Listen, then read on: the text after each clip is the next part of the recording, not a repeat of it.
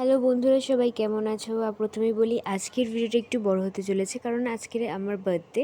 আর birthday দিন সকালে কি করলাম সেটাই তোমাদের আজকে বলবো এই ব্লগে। সকালেই ঘুম চোখ খুলতে না খুলতেই আমার একজন প্রিয় মানুষের থেকে আমার প্রথম গিফটটা পেলাম আজকের দিনে। তবে আমি আমার বার্থডেতে কি গিফট পেলাম সেটা জানার জন্য একটা আলাদা ভিডিও আসবে। তারপরে এই প্রচণ্ড গরমে আমি চিকেন আনতে গেছিলাম, তাই কোনো ক্লিপ নেওয়া হয়নি। তারপর বাড়িতে এসে দেখি আমার মাসি বেশ কটা সবজি নিয়ে বসে গেছে, আর এদিকে মা আমের চাটনি বানাচ্ছে। তো এটা দেখে আমিও মা আর মাসির হেল্প করার জন্য একটু রসুন ছিলতে বসে গেলাম। এরপর ঘরটা ঝাড় দিয়ে মুছে নিলাম।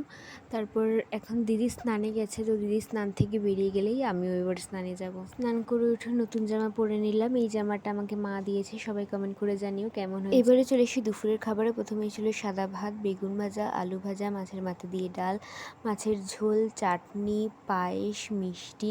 তো আজকের ভিডিওটা কেমন লাগলো অবশ্যই কমেন্ট করে